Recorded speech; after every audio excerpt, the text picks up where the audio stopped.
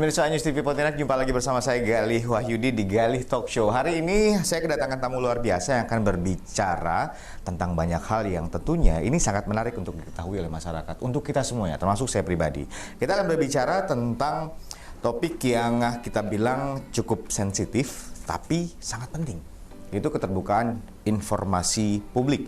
Di samping saya sudah ada Ketua Komisi Informasi Kalimantan Barat, Ibu Rospita Vici Paulin. Ibu, halo. Halo. Apa kabar? Sore Mas Galih.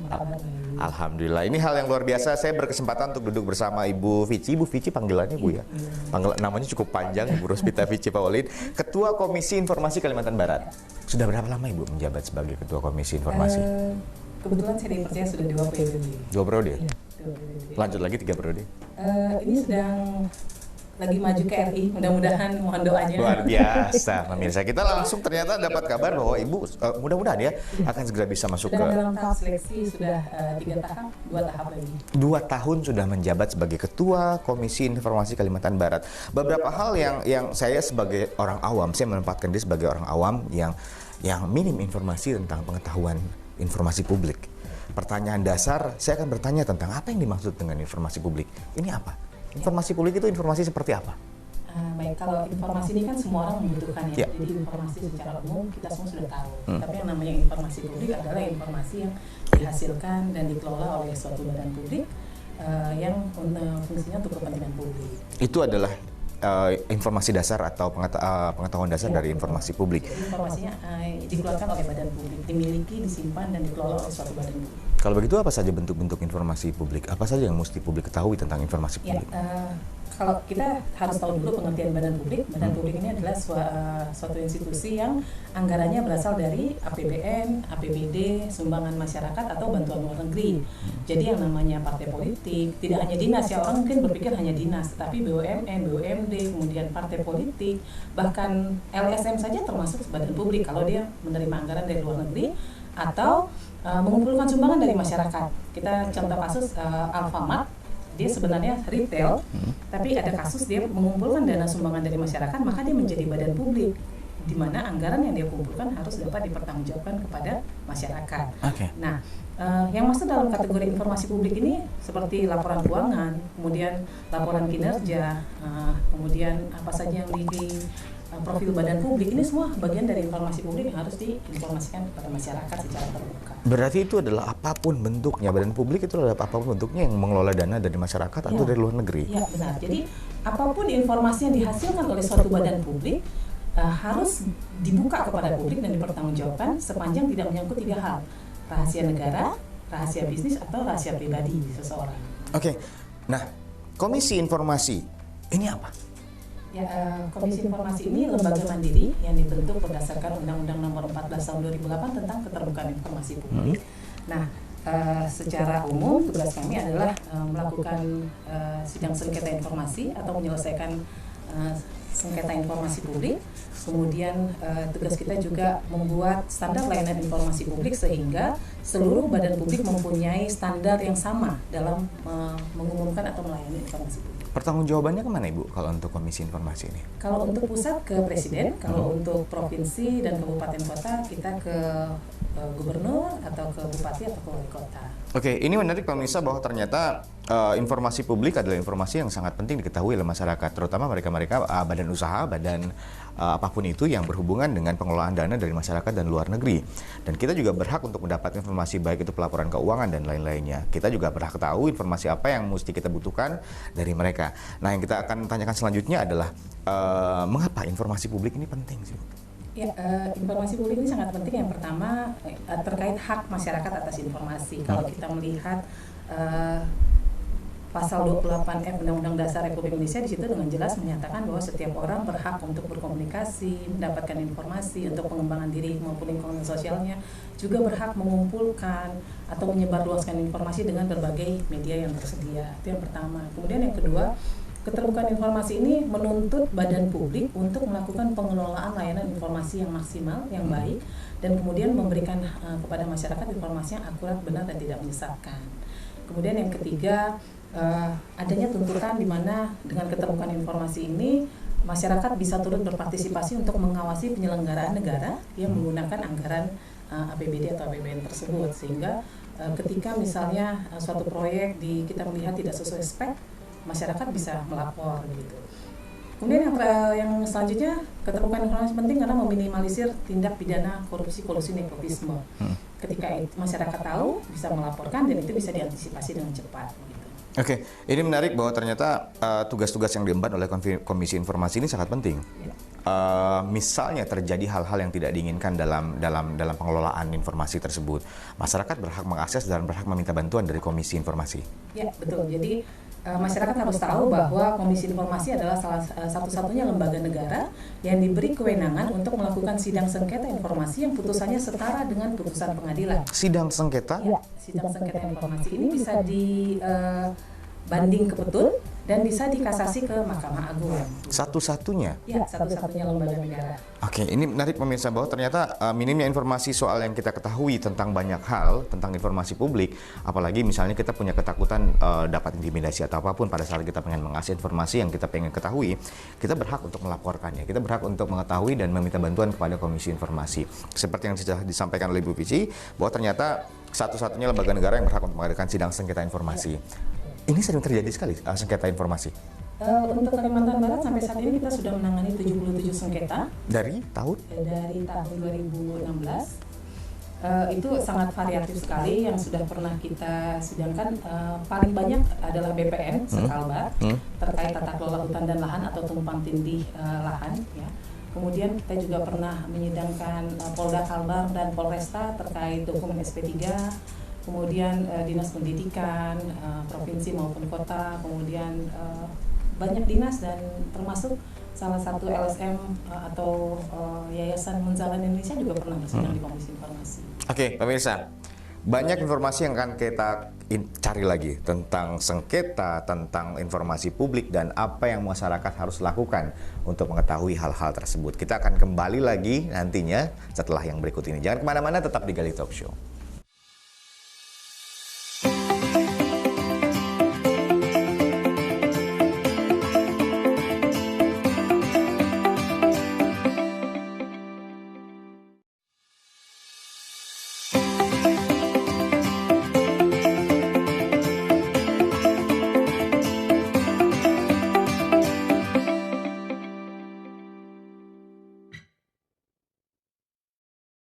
Tadi kita sempat menyinggung tentang sengketa-sengketa yang terjadi terkait informasi publik yang ternyata banyak sekali ditangani. 77 kasus dari tahun 2016 sampai dengan sekarang, dan itu sudah terselesaikan Ibu ya?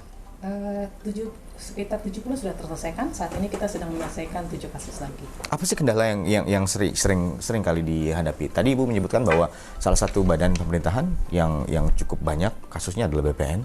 Ya. Itu masalah tanah berarti?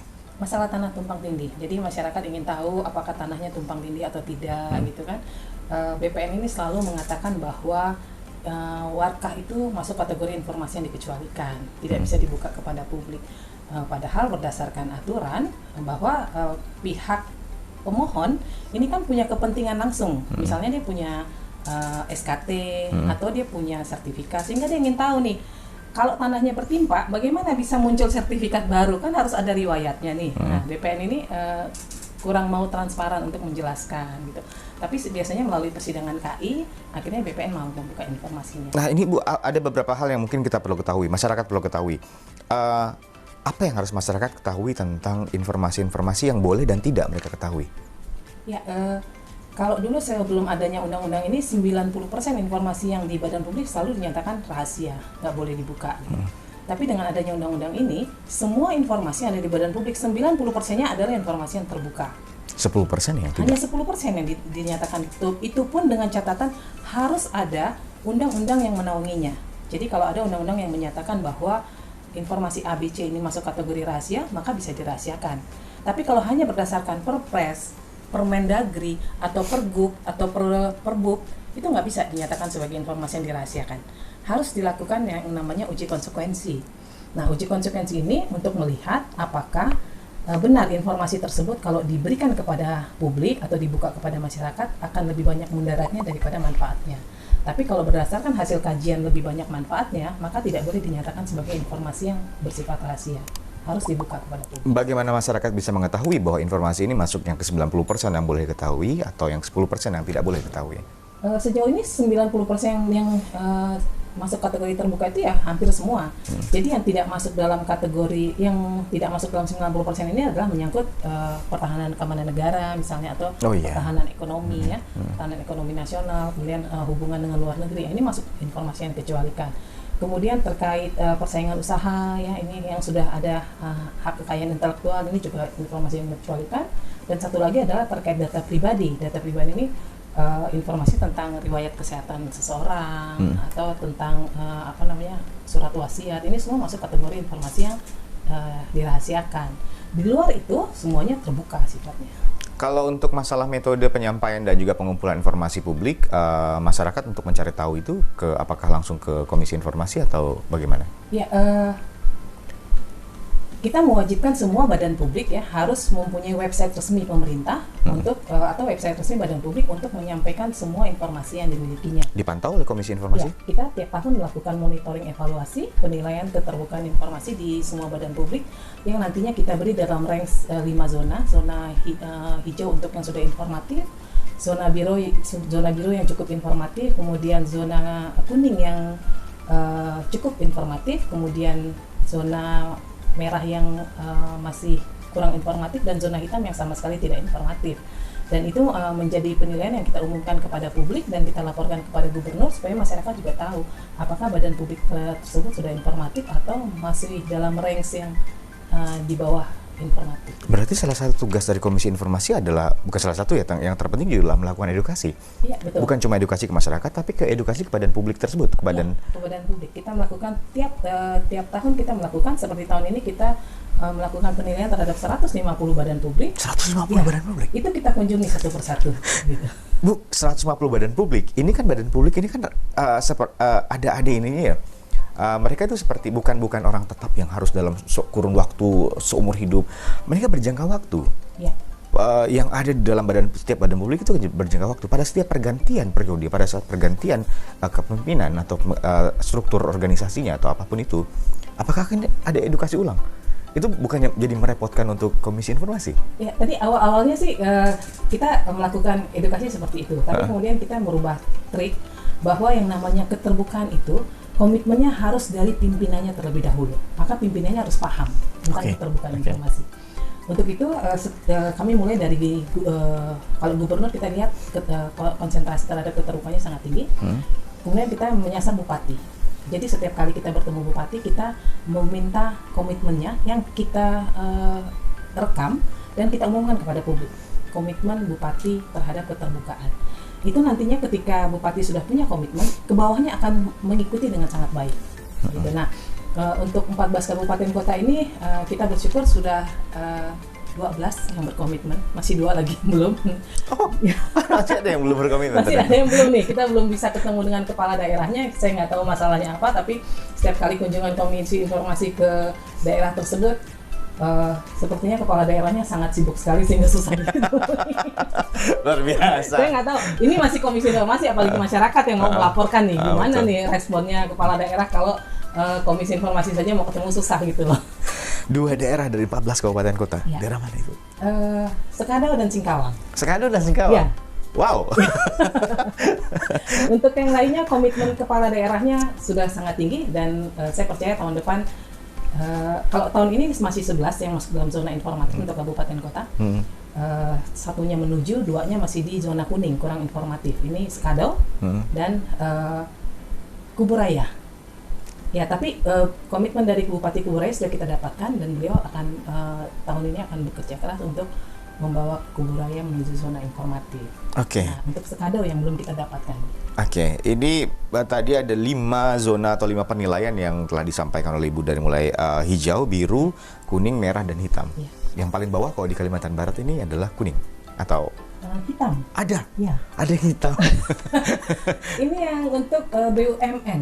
Oh, ini ya, BUMN ini kita melihat bahwa dia merasa bahwa dia sebagai lembaga yang struktural dari pusat sehingga dia merasa tidak punya kewajiban di Kalimantan Barat. Padahal kalau kita bicara, dia beroperasi di Kalimantan Barat sehingga dia punya kewajiban untuk membuka informasinya kepada masyarakat Kalimantan Barat tentunya. Oke. Tadi dalam pikiran saya bahwa tidak ada yang ke kuning atau merah, ternyata ada yang hitam pemirsa ya.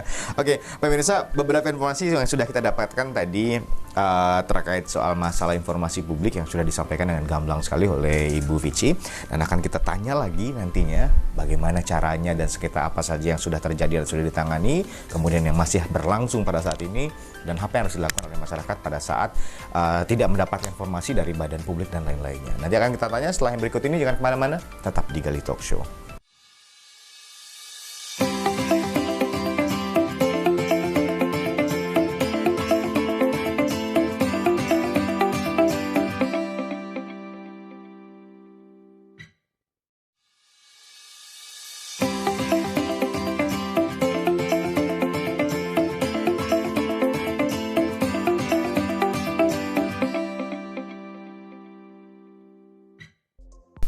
Pemirsa, kita masih di Gali Talk Show dan kita masih membahas tentang informasi publik, keterbukaan. Seberapa penting keterbukaan informasi, terutama untuk publik, untuk mereka, untuk kita mengetahui apa hak dan apa kewajiban dan apa yang harus kita lakukan pada saat menghadapi masalah.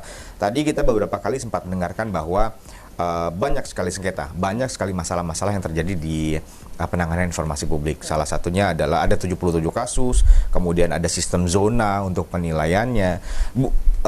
Kalau yang sedang sengketa, yang sedang ditangani sekarang? Sekarang kita sedang menangani sengketa dengan antara salah satu LSM nasional dengan pemerintah Provinsi Kalimantan Barat. Itu yang sedang ditangani sekarang. Cukup alot? Cukup alot, karena pemerintah mengatakan informasinya tertutup, sementara dari pihak pemohon menyatakan informasinya terbuka. Harusnya masyarakat berhak tahu. Harusnya masyarakat berhak tahu, karena berdasarkan undang-undang ya, harus ada undang-undang yang membackup atau menaungi bahwa ini adalah informasi yang harus diketahui publik dan ini yang tidak diketahui publik. Dan terkait masalah penanganan sengketa tersebut, hal yang paling mungkin yang paling susah untuk Ibu tangani yang sampai sejauh ini di 2 periode ini, apa mungkin hal-hal yang pengalaman-pengalaman yang terjadi dalam penanganan sengketa tersebut? Ya, biasanya kita mengalami sedikit kendala kalau dengan pemerintah ya, karena pemerintah kabupaten misalnya ini informasinya rata-rata agak berserak begitu, mintanya kepada ada yang namanya PPID, Pejabat Pengelola Informasi dan Dokumentasi. Ini dibentuk supaya semua informasi bisa didapatkan secara terpusat. Nah, ternyata informasi ini harus dikumpulkan lagi dari misalnya Dinas A, Dinas B, Dinas C, harus izin dulu sama misalnya pimpinan daerah. Nah, ini yang membuat prosesnya menjadi lambat dan panjang. Padahal kalau kita bicara keterbukaan informasi, namanya undang-undang ini dibentuk untuk sebenarnya memangkas birokrasi yang bertele-tele seperti ini. Nah, itu sebenarnya menjadi hambatan sehingga ketika di persidangan Komisi Informasi dia harus melapor dulu, harus dirapatkan lagi dulu. Yang hadir dalam persidangan pun tidak 100% bisa mengambil keputusan. Apakah selalu pada saat sidang selalu menang? Persidangan DKI sebenarnya kita tidak bicara menang dan kalah. Jadi kita hanya bicara kebenaran yang objektif. Kalau informasinya memang berdasarkan hasil kajian majelis bersifat terbuka, berdasarkan aturan undang-undang kita melihat bahwa informasinya terbuka, ya harus diberikan.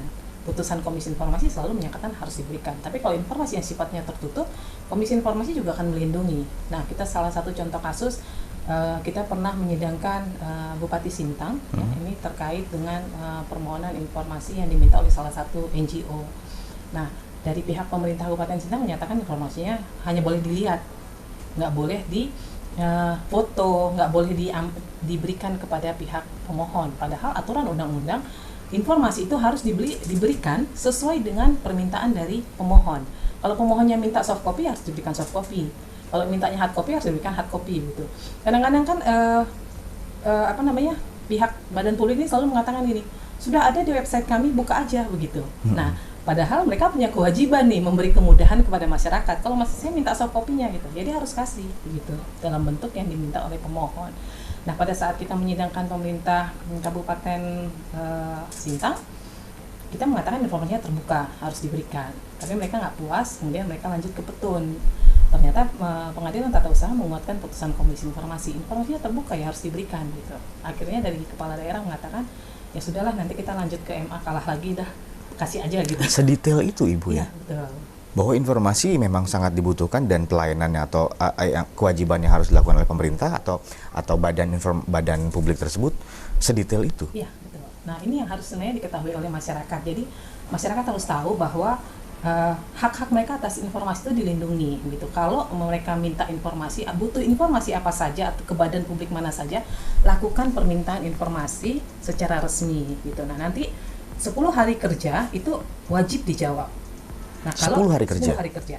Kalau tidak dijawab atau dijawab tapi jawabannya tidak sesuai dengan yang diminta, ajukan lagi surat keberatan bahwa informasi kami tidak dijawab atau informasi kami diberikan tidak sesuai yang kami minta.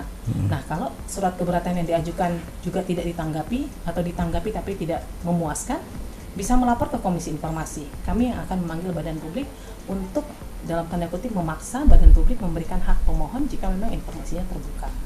Bu, untuk pemohon yang akan meminta atau membuat pengaduan, mekanismenya seperti apa? Kita tahu bahwa mungkin masalah-masalah banyak, tapi mungkin beberapa orang, masyarakat atau pemohon merasa bahwa caranya gimana? Saya kan tidak tahu caranya untuk mengakses ke Komisi Informasi atau mungkin apakah ada mekanisme khusus untuk membuat pelaporan atau pengaduan terkait masalah yang mereka hadapi, informasi yang gagal mereka dapatkan dari badan publik? Ya, bikin surat saja, surat biasa saja, perihalnya permohonan informasi, ajukan ke pejabat pengelola informasi dan dokumentasi dinas terkait atau badan publik terkait, kemudian tinggal dicantumkan saja, tapi jangan lupa mencantumkan alasan untuk apa informasi tersebut akan digunakan. Nah, lampirkan kalau perorangan hanya perlu melampirkan fotokopi KTP. Kalau dia LSM, nah ini yang harus menjadi catatan nih, karena kita tahu bahwa banyak LSM juga yang mohon maaf dalam tanda kutip abal-abal gitu ya. Nah, untuk LSM yang boleh meminta informasi adalah yang terdaftar di Kementerian Hukum dan HAM. Yang boleh? Yang boleh. Jadi kalau dia hanya terdaftar di Kesbangpol, ini tidak masuk hitungan. Karena yang dianggap resmi adalah yang terdaftar di Kementerian Hukum dan HAM. Oke. Ini menarik pemirsa bahwa ada beberapa hal yang mesti kita ketahui tentang masalah informasi publik, pengaduan, mekanisme dan seperti apa, pembuatan surat dan bagaimanapun itu harus kita ikutkan. Mungkin tidak seribet yang dibayangkan ya. Kalau misalnya kita tahu bagaimana cara mekanismenya, penyampaian seperti apa dan apa syarat serta kewajibannya, itu tidak seribet yang dibayangkan. Yang pasti informasi publik berhak diketahui oleh publik. Badan publik yang berhubungan dengan publik dan juga mendapatkan dana dari luar negeri dan lain-lainnya, kita berhak untuk mendapat informasi yang ada di dalamnya. Pemirsa, banyak hal yang perlu kita ketahui dan masih bersangkutan tentang informasi publik, bagaimana cara pengelolaan informasinya, kemudian sengketa yang tadi sudah diselesaikan, baik itu lembaga negara satu-satunya yang berhak untuk mengadakan sidang sengketa informasi. Benar Ibu ya?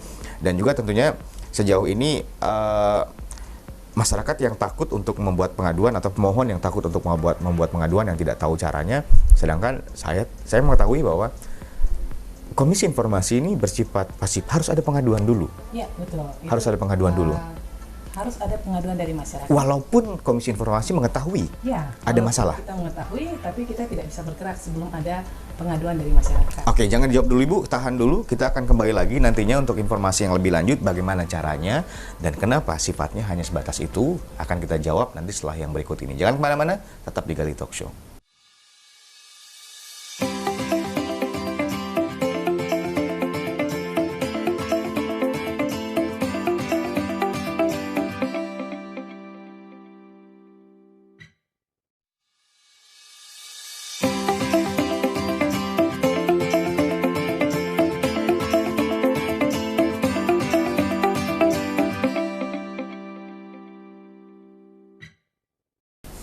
Pemirsa, Komisi Informasi bekerja berdasarkan undang-undang, pelaporan, kemudian juga hal-hal yang dibutuhkan oleh pemohon, masyarakat, dan lainnya. Itu ada ruang lingkupnya, ada kerangka kerja yang harus dilakukan oleh Komisi Informasi. Dan tadi, beberapa waktu yang lalu juga saya sempat mengetahui bahwa ternyata Komisi Informasi ini bersifat pasif ya. Pasif, tidak bisa melaporkan secara badan. Betul. Karena jadi harus menunggu laporan. Harus menunggu nih, karena yang namanya aturan dari undang-undang ini sebenarnya kita melibatkan 3 unsur pemerintah, atau badan publik, kemudian unsur komisi informasi dan unsur masyarakat, di mana masyarakat diminta harus terlibat dalam berbagai kebijakan publik tentu saja. Nah, kalau badan publiknya sudah terbuka nih, semua informasi sudah diberikan melalui website resmi pemerintah atau badan publik, kalau masyarakat tidak ikut memantau atau mengawasi juga nggak ada gunanya. Maka sangat perlu keterlibatan masyarakat dalam keterbukaan informasi ini. Oke, berarti harus ada laporan dari masyarakat atau pemohon agar bisa diproses informasi yang terkendala. Walau itu misalnya dalam konteks bahwa komisi informasi tahu ada hal yang tidak beres atau ada informasi yang tidak tersampaikan dengan baik, tapi tidak bisa ditindaklanjuti. Kalau terkait informasi, kita mungkin bisa mengedukasi publiknya.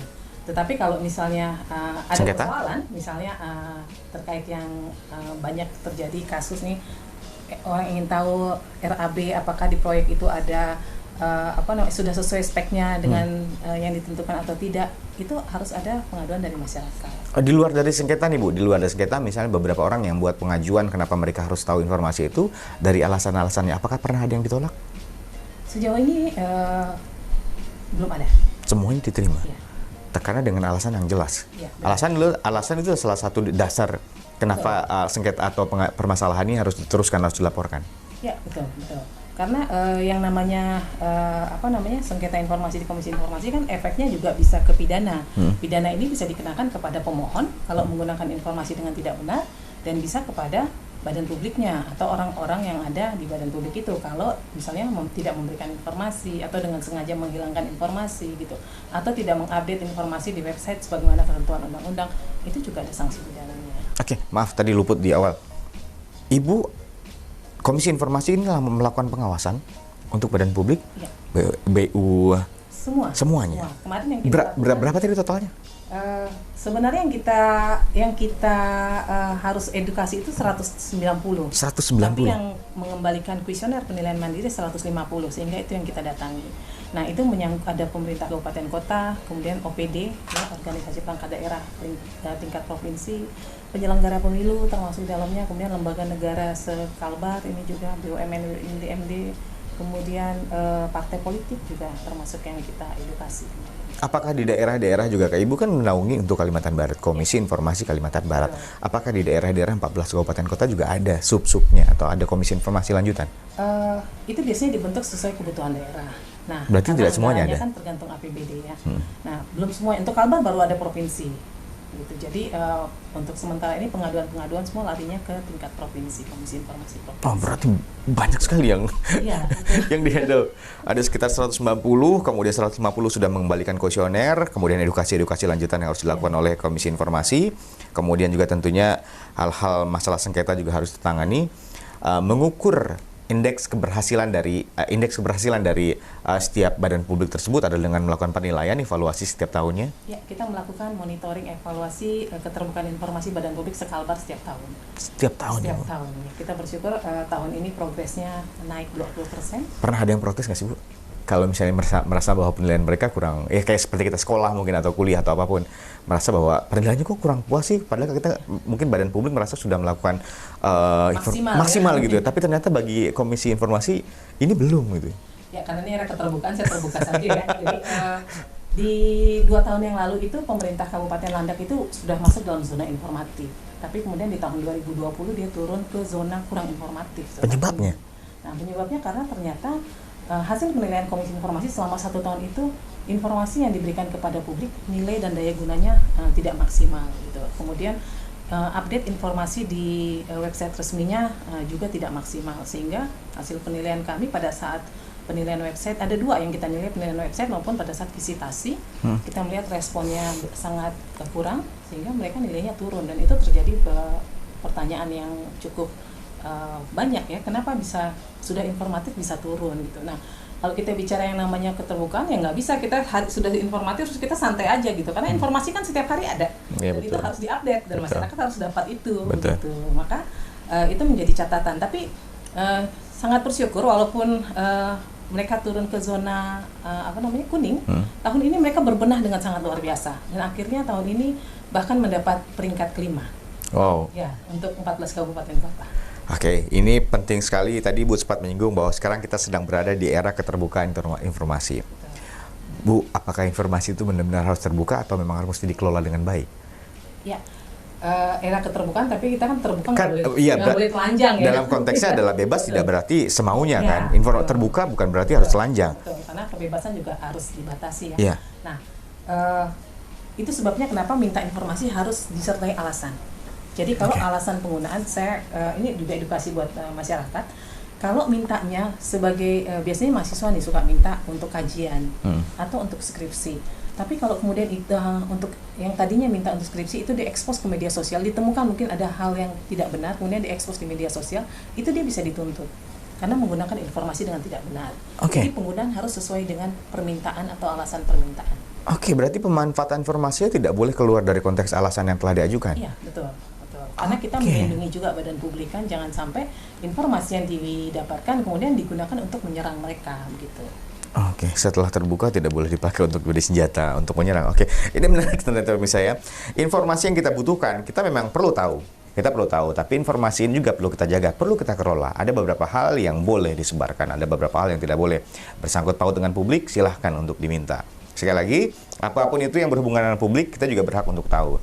Dan seperti yang telah disampaikan oleh Bu Pici bahwa informasi di era keterbukaan informasi kita mesti bijak ya, mesti bijaksana untuk mengelola informasi tersebut dan menyampaikannya kepada publik. Nanti akan kita tanya lebih lanjut apa beberapa hal atau pesan-pesan yang akan disampaikan oleh Bu Pici terkait masalah keterbukaan informasi, apa yang harus masyarakat ketahui tentang hal-hal atau kendala yang kira-kira akan mereka hadapi dan harus ditindaklanjuti nantinya. Jangan kemana-mana, kita akan kembali lagi nantinya di Galih Talk Show.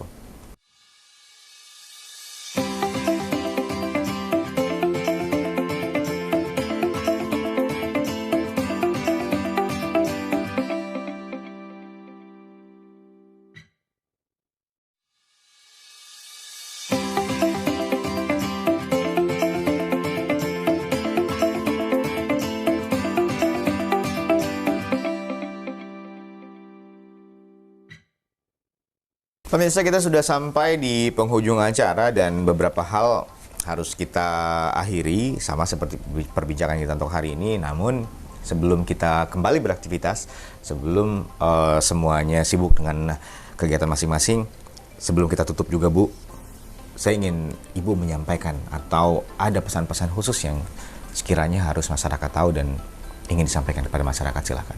Ya, kalau kita bicara tentang keterbukaan informasi ini melindungi hak masyarakat untuk tahu. Nah, masyarakat yang ingin mendapatkan haknya, silahkan minta informasi yang dibutuhkan kepada badan publik terkait. Seluas-luasnya atau sebanyak-banyaknya yang dibutuhkan. Nah, tetapi ingat, penggunaan informasi juga harus bijak. Seperti tadi dikatakan, bahwa harus sesuai dengan kebutuhan. Dan ini juga untuk mengurangi atau meminimalisir berita-berita hoax yang menyebar di banyak sekali media sosial.